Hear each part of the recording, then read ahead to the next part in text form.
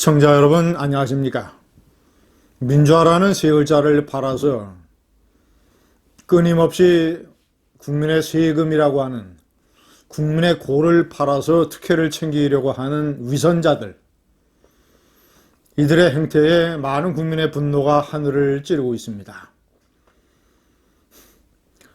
민주당의 설훈 의원이 대표 발의를 하고 모두 범여권의 73명의 국회의원들이 발의에 참여한 이른바 민주화 유공자 예우에 관한 법률, 그 내용이 하도 기가 막히고 너무나 후안무치하고 너무나 위선적이며 너무나 국가와 역사를 모르는 것이어서 정말이지 이런 사람들이 국회의원을 하고 있는 이 나라가 개탄스럽습니다. 크게 내용은 두 가지입니다. 민주화 유공자의 범위를 대폭 확대한다. 지금은 4.19 혁명, 5.18 이 두 사건과 관련된 사람들만 민주화 유공자로 인정을 받는데 대폭 넓혀서 예를 들어서 유신반대 투쟁이라든가 1987년 6월 항쟁이라든가 이런 범위를 넓히고, 자, 그리고 학교에서 제적을 당하거나 아니면 유죄 판결을 받거나 아니면 해직된 이런 사람들까지 다 포함시킨다. 단순히 사망하거나 부상하거나 이런 사람들이 아니라, 자, 그리고 이 유족들, 가족들과 관련된 혜택을 대폭 넓힌다. 중, 고, 대학교의 수업료를 면제해주고, 의료 복지 혜택을 주고, 주택을 살 때 대출이라든가 이런 것에 혜택을 주고, 복지의 범위를 대폭 넓히고, 이런 기가 막힌 내용들이 담겨져 있습니다.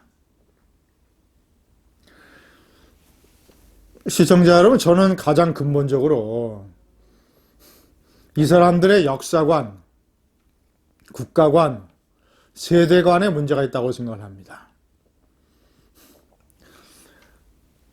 이른바 이 소위 민주화운동이라고 하는 건 강압적, 권위주의적 권력에 맞서서 투쟁을 하는 어떤 역사적인 사건, 이런 사건의 역사적인 의미와 평가는 시대에 따라서, 그리고 그 사건이 일어난 국가의 환경에 따라서 다 달라져야 됩니다. 저는 대한민국에서는 그 성격 규정이 매우 엄격해야 된다고 평상시에 주장을 해왔습니다. 왜냐? 예를 들어서 박정희 대통령이 취한 국가 노선은 제가 여러 차례 얘기하지만 방법적인 면에서 독재였지만 본질적인 면에서 국가를 위하는 애국 독재였습니다. 국가의 성장기에 예를 들어서 학생도, 가난한 집에 태어난 학생들은 부잣집 학생들처럼 중고등학교 다닐 때 영화관 마음대로 가고 마음대로 먹고 마음대로 데이트하고 마음대로 여행 다니고 이런 일을 할 수가 없다. 가난한 집의 애들은 그런 욕구 욕망을 자제하고 절제하고 금욕적인 생활을 통해서 공부에 매진해야 된다. 그래야 나중에 사법고시도 패스할 수 있고 당당한 회사에 취직도 할 수 있고 인생을 바꿀 수 있다. 이런 가난한 집 학생들의 절제, 금욕, 이것이 박정희 대통령이 구상한 한국적 민주주의, 즉 유신이었습니다. 1960년대, 70년대의 한국은 대표적인 개발도상국으로서 중진국이나 선진국이 누리는 인권이나 자유를 누릴 수 없다. 적당히 제한해 가면서 국가의 에너지를 경제발전과 빈곤 탈출에 전부 다 모아야 된다. 더군다나 대한민국은 북한의 김일성 집단으로부터 호시탐탐 남침의 위협을 받고 있지 않느냐? 그렇다면 인권과 자유라고 하는 것, 서방식의 100% 자유민주주의라고 하는 것을 적절하게 제한해야 된다. 욕구를 제한하고, 그래서 언론의 자유, 집회의 자유 이런 것도 적절히 제한을 해 나가면서 모든 국가의 에너지를 국가 발전에 쏟아야 된다. 자주국방에 쏟아야 된다. 이것이 유신헌법을 선포하면서 한국적 민주주의를 실시한 이유입니다. 그 전에 1965년에 한일회담,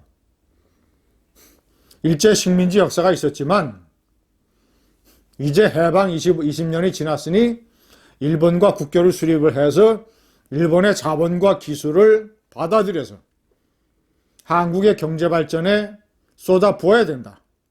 이런 현명한 국가 발전 전략, 이런 박정희 대통령에 맞섰던 학생운동이 예를 들어서 6.3 사태 6.3운동이요. 반유신운동인 것입니다.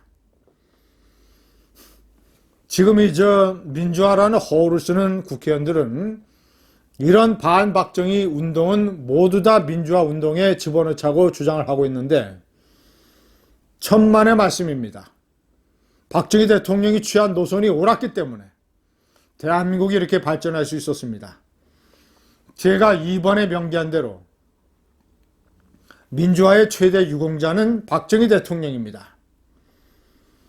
최루탄 가스 좀 마셨다고, 경찰들한테 돌을 좀 던졌다고, 반유신 구호를 외쳤다고 민주화 유공자가 아닙니다. 박정희 대통령처럼 국가를 위해서 헌신하고 애국 애족의 정신으로 국가 발전에 이바지해서 경제 발전을 통해서 중산층을 형성을 한 지도자. 중산층이 형성되지 않으면 어떤 나라도 민주주의가 불가능합니다. 우리가 많은 예를 보고 있지 않습니까? 필리핀, 미얀마, 남미, 중동. 중산층을 통해서 민주화가 가능하게 만든 박정희 대통령이 민주화의 최대 유공자다.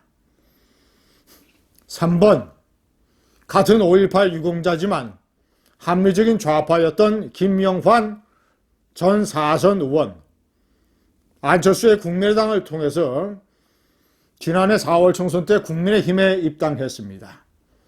그가 이 민주화 특혜 법안에 반발을 해서 5.18 유공자 자격을 내놓겠다고 했습니다.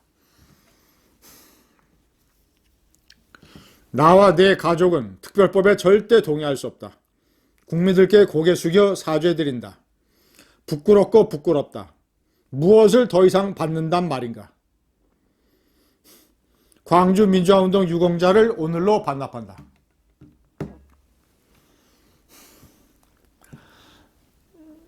시청자 여러분, 대표적인 좌파 노동운동가 박노해 시인은 경계라고 하는 시에서 이렇게 얘기를 했습니다. 과거를 팔아 오늘을 살지 말 것.